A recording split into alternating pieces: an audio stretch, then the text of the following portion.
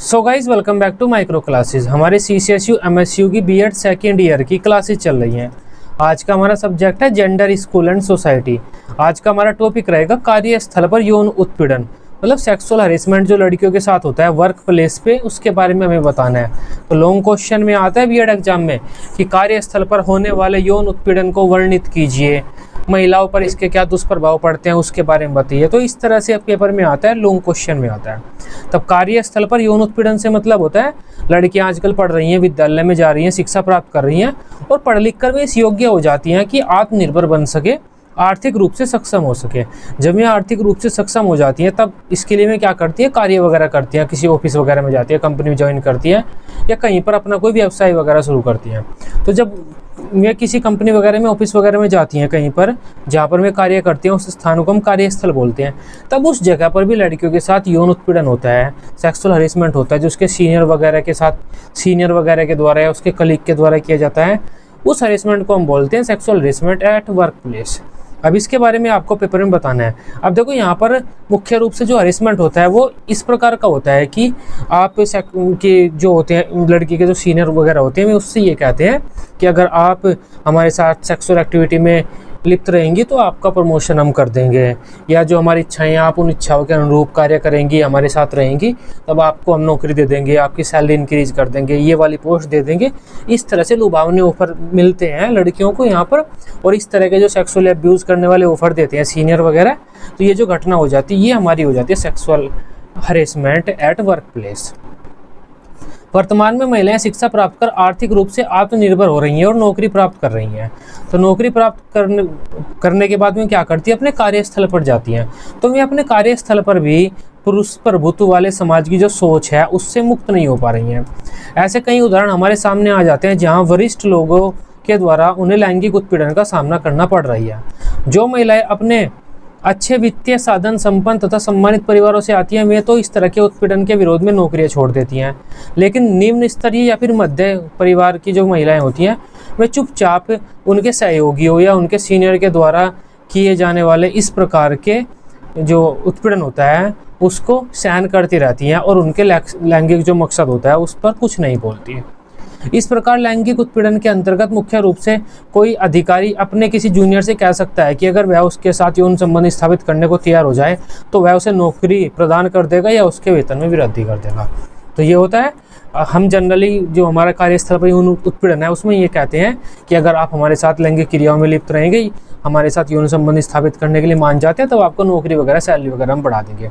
अतः कोई सुपरवाइजर अपने किसी जूनियर से प्रमोशन का लाभ देता है उसे, या उसके बदले, प्रमोशन के लाभ के बदले लैंगिक अपेक्षाएं रखता है या उसे नौकरी से बाहर निकालने की धमकी देता है, तो यह लैंगिक उत्पीड़न के अंतर्गत आता है।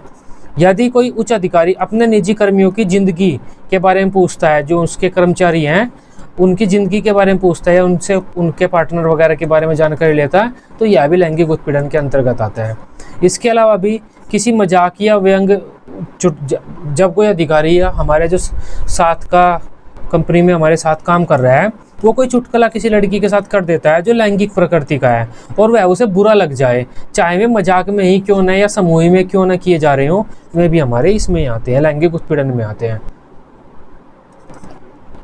इस बारे में एक स्टेटमेंट है, मे एंड ह्यूगस ने क्या कहा है, मे एंड ह्यूगस ने क्या कहा है, लैंगिक उत्पीड़न में एक कम शक्तिशाली या अधीनता के स्तर वाले लोगों को लैंगिक फायदा प्राप्त करने के लिए डराया जाता है जो सामान्यतः प्रदत्त नहीं है। भारतवर्ष में लैंगिक उत्पीड़न को सुप्रीम कोर्ट द्वारा मानव अधिकारों के उल्लंघन तथा जेंडर आधारित विभेदीकरण के रूप में मान्यता दी जा चुकी है। तो सुप्रीम कोर्ट ने क्या कहा है, अगर हम लैंगिक उत्पीड़न करते हैं लड़कियों का तो मानव अधिकारों का उल्लंघन है ये, और जेंडर आधारित विभेदीकरण मतलब जेंडर के आधार पर विभेद कर रहे हैं, तथा माना गया है कि इससे महिलाओं के निजी जीवन पर नकारात्मक प्रभाव पड़ता है। कोर्ट द्वारा लैंगिक उत्पीड़न को स्पष्ट रूप से परिभाषित किया गया है तथा सभी एम्प्लॉयर, नियोक्ता मतलब सभी कंपनी के मालिकों वगैरह, सीनियर वगैरह को कहा गया है कि वे अपने क्षेत्र में आने वाली जो लैंगिक उत्पीड़न है उसका निवारण करें, उसे रोकने के लिए आवश्यक कदम उठाएं। इसके अलावा इसके लिए भारत सरकार ने कार्यस्थल पर लैंगिक उत्पीड़न निरोधक अधिनियम भी पारित किया हुआ है, जिसका उद्देश्य कार्यस्थल पर महिलाओं के साथ होने वाले लैंगिक उत्पीड़न को रोकना है। भारत का सर्वोच्च न्यायालय यौन उत्पीड़न की व्याख्या करते हुए कहता है, देखो ये सब पेज हमने पिछली क्लास में पढ़ लिया था, तो पिछली क्लास में भी पढ़ा था हमने और इस क्लास में भी काम कर देगा, तो हम इसे यहाँ पर भी लिख देंगे। भारत का सर्वोच्च न्यायालय क्या कहता है कि यौन उत्पीड़न क्या है? किसी भी लड़की के साथ जब हम अवांछित कामुक व्यवहार करते हैं और पूरी निश्चयात्मकता के साथ करते हैं, वह लैंगिक व्यवहार होता है, हमारा यौन उत्पीड़न होता है। जैसे उसके शरीर को छूना या उसके साथ सटने की कोशिश करना, यौनिक स्वीकृति की मांग करना या उससे अनुरोध करना, लैंगिक क्रियाओं के बदले फायदे की मांग करना कि आप लैंगिक क्रियाओं में लिप्त रहेंगे, आपको ये फायदा हो जाएगा, अश्लील चित्र दिखाना या किसी प्रकार की लैंगिक अवांछित शारीरिक शाब्दिक इशारे करना, ये सब हमारा इसी में आ जाता है। कार्यस्थल पर अगर हम मुख्य रूप से यौन उत्पीड़न की बात करें तो दो प्रकार के यौन उत्पीड़न हमें देखने के लिए मिलते हैं। पहला होता है क्विड प्रो क्वो, इसके बारे में मैंने अच्छे से आपको पिछली क्लास में पढ़ा दिया है। तो दो प्रकार का हमारा लैंगिक उत्पीड़न होता है जो हमें कहीं भी देखने को मिल जाता है।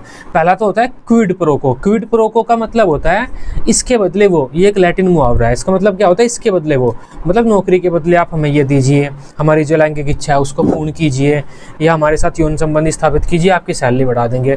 तो एक चीज़ के बदले दूसरी चीज़, इसे हम बोलते हैं क्विड प्रो क्वो एक तरह का। तो ये हमारे सामने यौन उत्पीड़न आ जाता है। दूसरा होता है प्रतिकूल वातावरण के कारण उत्पीड़न, ये होता है जबरदस्ती वाला। जब हम किसी को कोई फायदा नहीं पहुंचा सकते तो उसे घूरते रहते हैं, देखते रहते हैं या इशारे कर देते हैं कार्यस्थल पर, तो वो होता है ये प्रतिकूल प्रभाव के कारण उत्पीड़न। तो इन दोनों के बारे में आप और ज़्यादा अपने शब्दों में लिख सकते हैं। तो ये सब यहाँ पर लिखा हुआ है, आप इसे पढ़ सकते हैं। तभी आज की हमारी क्लास थी। आई होप आप इस क्लास को अच्छे से समझ पाए होंगे। वीडियो अच्छी लगी हो आप इसे अपने बीएड ग्रुप में दोस्तों के साथ शेयर कर सकते हैं। बीएड की सभी सब्जेक्ट की डेली रेगुलर क्लासेस लेने के लिए आप इस चैनल को सब्सक्राइब कर सकते हैं। Till then bye bye, take care.